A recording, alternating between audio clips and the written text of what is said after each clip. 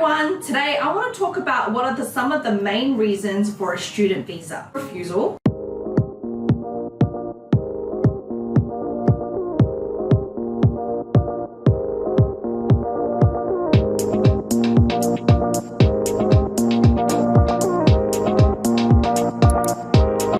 Tracy Chen, and I'm an immigration lawyer based in Australia. We have lawyers and agents who work across all states in Australia. If you want to get in contact with myself or one of our fantastic lawyers or agents, I'll leave our contact link below. Now, I've been reading a lot of articles and information in regards to this. Apparently, the rate of student refusals have really gone up over the last couple of months. Actually, since the beginning of the year, because we're in April already. Wow, how time flies. So let's have a look at some of the reasons for refusal, if there's any chance that you can mitigate that, and just some tips and tricks that we have learned along the way. Now, if you haven't already, please don't forget to like and subscribe and share this video with people who need it. So obviously having a student visa refusal is not ideal. You've enrolled into a course, you've probably even paid for your first semester of course fees, and you get a student visa refusal. Not to mention, if you are offshore, you don't really have any options to appeal. However, you can apply for a new student visa. So actually that's even cheaper, to be honest. Sometimes student visa applications can just be refused due to lack of supporting documents, but sometimes you can provide all those documents and they'll still give you a reason for refusal. So let's go through that today. First of all, if your student visa is refused and you're outside of Australia, you don't exactly have appeal rights. So what you would probably do in this situation is reapply. There's no minimum wait period, or it's not a bad thing if you've had a previous visa refusal. If you lodge a new application, they will assess it and they will look at the new documentation, but obviously it's not like a bad mark on your name as such, but it will count for something. But it's not like, oh, you've had a refusal, it's the end of the world. You can always lodge a new visa application. If you are here in Australia, however, you do have appeal rights. So you can appeal to the AAT, which again, we're waiting for what the new body is going to be called, but you have appeal rights if you lodge the student visa application here in Australia. Now, the biggest reason for refusal, unfortunately, is the intention to be a genuine temporary entrant in Australia. Student visas are designed for people to come to Australia, study in Australia, and go back home. There's no other reason for you to apply for a student visa. Now, we all know realistically people apply for a student visa and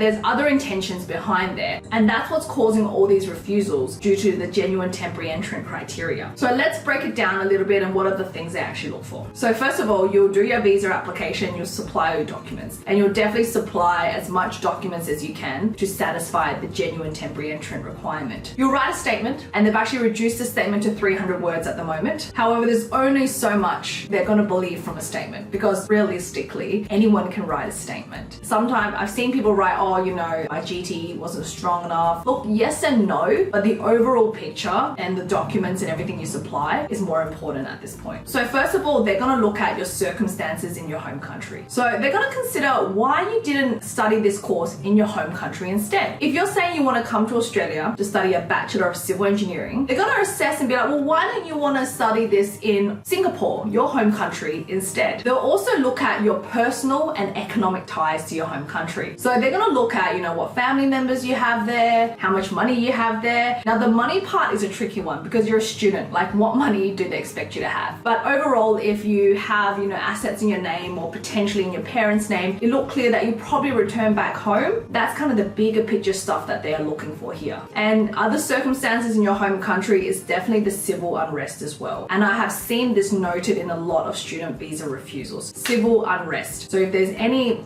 political situation that's going on back home, they're going to look at this and they're definitely going to put weight on this factor. Now, they're going to look at also your potential circumstances in Australia. So if you come to Australia, what will happen? What does it look like? So if you have a lot of family members, for example, your mum, your sister, your dad in Australia, for some other reason they ended up there and you're the only one left back home, they're obviously going to place a lot of weight there when they're assessing this aspect. In addition, if you have declared on the visa application that you have a partner in Australia and you're going there to visit them and you're going there to study, well, that definitely raises a red flag. The other aspect they're going to look at is your immigration history. So have you been previously refused visas? What was the reason? This is something that's really important, because although having a visa refusal doesn't mean that you're, blacklisted, it doesn't mean that. but they're gonna think, well, there's a reason that the visa to Canada or the visa to America was refused. So the Australian case officers are gonna apply that kind of critical thinking to the application. And so that's overall all things they're gonna consider when they're looking to see if the applicant meets the criteria as a genuine temporary entrant. The second one they look at is financial capability, which is definitely a big one. It also definitely ties in with the genuine temporary entrant. So they're going to consider if this applicant can actually afford to study in Australia. Can they actually afford the fees? Can they actually afford the cost of living? Or are they just here to, essentially work? So the rule of thumb is that when you apply for the visa, of course, you need to provide your financial statements. So they're going to look to see if you have enough to cover first year of school fees and living expenses. That's generally the rule of thumb. And to be honest, this is like 20 or 30 grand, I think the number is. And a lot of people do show that. But sometimes that's not even enough. They're gonna think like, well, you've only got $20,000 or $30,000 in your bank account. You wanna spend all that and come to Australia. That's the other thing they're gonna look at as well. So that's where the other things, such as additional savings, other assets are gonna really come into handy here. Next is obviously your certificate of enrollment. You would have applied for a school and then you're gonna provide that with a visa application. Very rarely, but sometimes people forget to attach this to the application and they can get a refusal because of it. The other requirement is depending on your country of passport, you'll need to provide English. So you need to have a certain English level to come to Australia to study. Some people who are unable to meet that requirement, they can't apply or they'll apply for an English course first. So it's something really important to remember there. The next requirement is health insurance. Now make sure you take out that health insurance before you apply for the visa. They're not going to grant it without it. One of the next reasons is also fraudulent or bogus documents. And this happens a lot. So you're trying to build your case. So I don't know who advises this. I don't know how it happens, but people submit fraudulent documents. They might submit a fake bank statement with the money on it. They might submit fake qualification documents to claim they want to come study this thing in Australia. Don't do that.